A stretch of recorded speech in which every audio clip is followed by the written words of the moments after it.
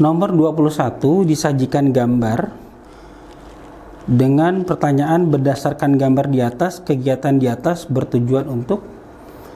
Setidaknya secara jelas kita bisa melihat adalah sebuah gambar yang mengilustrasikan di mana para siswa berkumpul, mendapatkan pengarahan atau bimbingan dengan latar belakang bahwa ini terjadi di sekolah.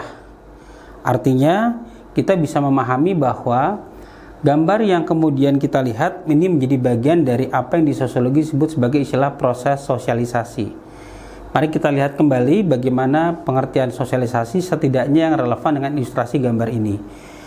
Setidaknya sosialisasi adalah sebuah proses penanaman atau pewarisan nilai dan norma.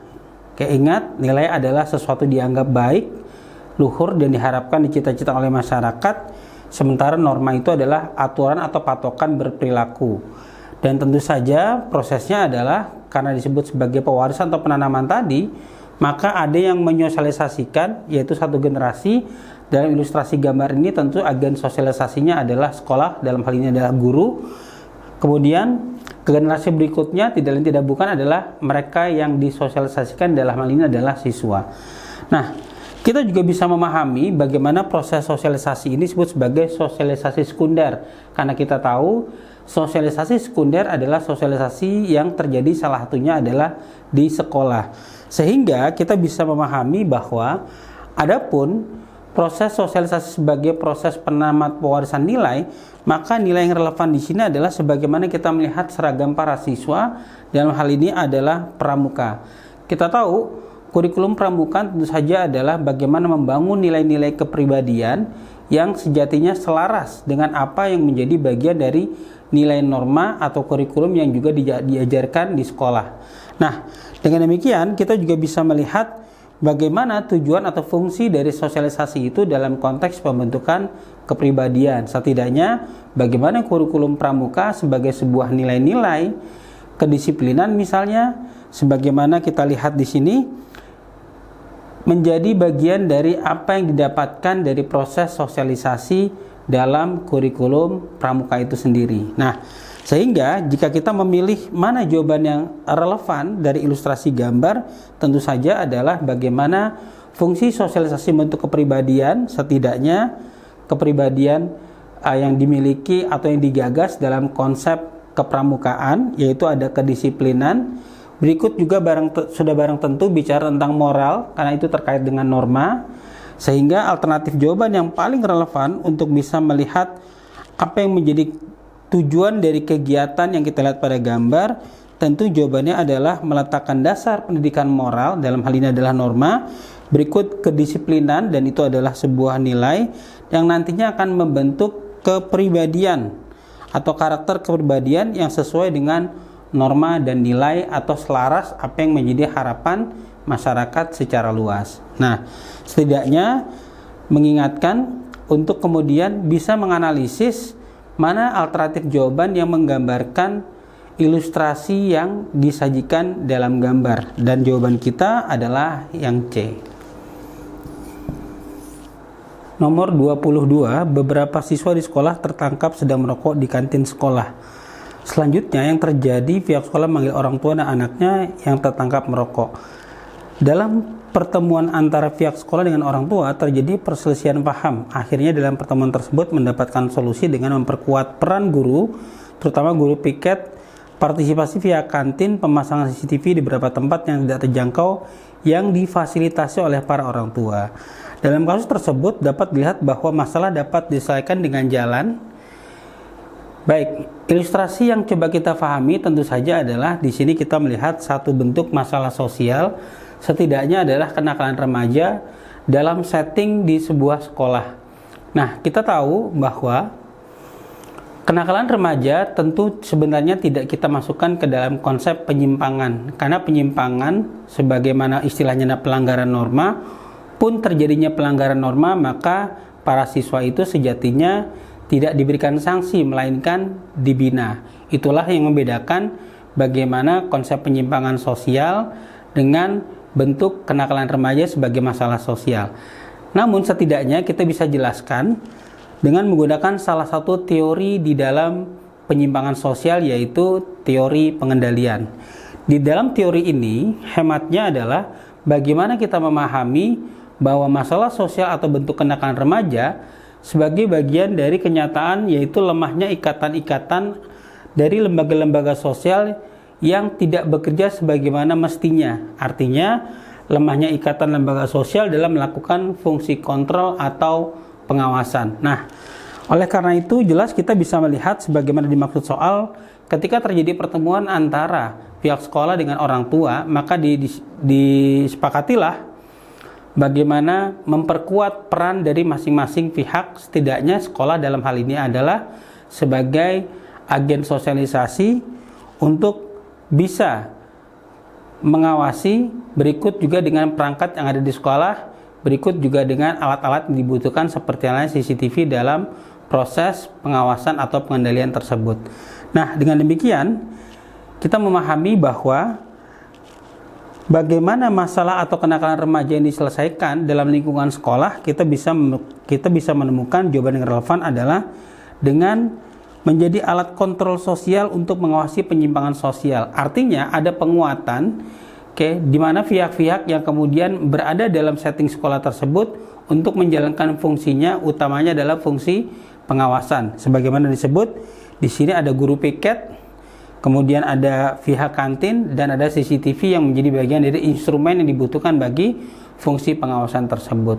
Nah, dengan demikian jawaban kita terkait dengan bagaimana situasi pengendalian sosial yang ada di sekolah terkait dengan kenakalan remaja dalam bentuk merokok, maka jawabannya adalah yang D. Nomor 23, Dodi setelah menamatkan pendidikan di FISIP UI dengan mudah diterima di perusahaan multinasional. Dodi memiliki etos kerja yang bagus, pandai bergaul, dan selalu menghargai pendapat orang lain, membuat dirinya dipromosikan untuk menempati posisi jabatan manajer di cabang perusahaan di Kuala Lumpur. Hal ini membuat teman-teman seangkatan saat memulai karir cemburu dengan prestasi yang diperoleh Dodi.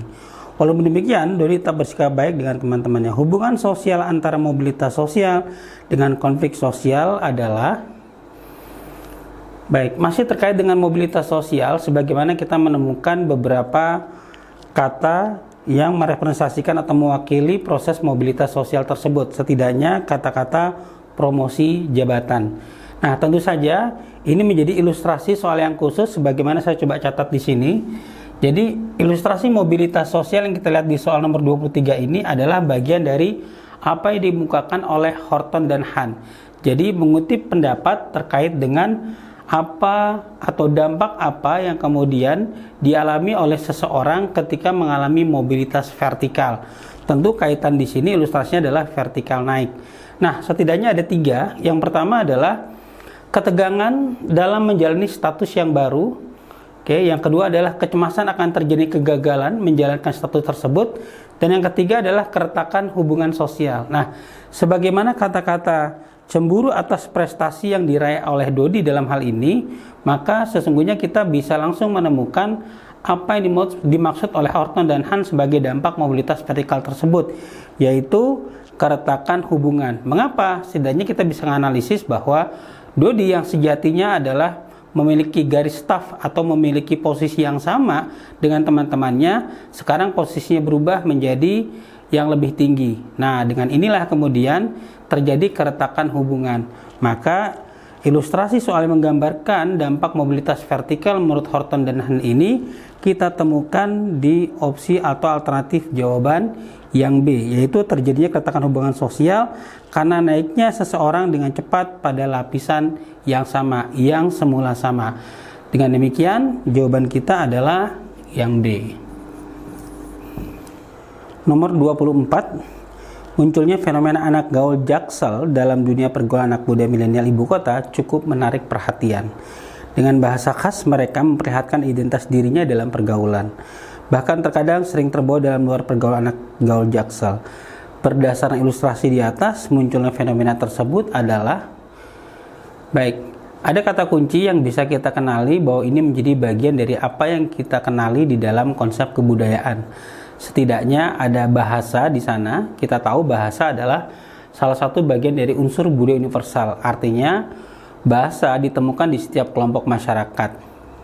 Sebagaimana masyarakat punya budaya, maka bahasa secara umum juga fungsinya adalah digunakan sebagai mekanisme atau cara berinteraksi sosial di antara para anggotanya. Nah, tentu saja dengan kata-kata khusus bahwa budaya yang dimaksud adalah budaya yang dimiliki oleh anak muda milenial. Nah, artinya ini menggambarkan sebuah situasi di mana mereka hidup di tengah modernisasi atau modernitas. Nah, mari kita pahami dengan redaksi pertanyaan fenomena yang ditanya, maka tentu saja kita lihat sampai kemudian mereka memiliki sebuah budaya tertentu, tentu saja lahir dari pengaruh yang namanya globalisasi.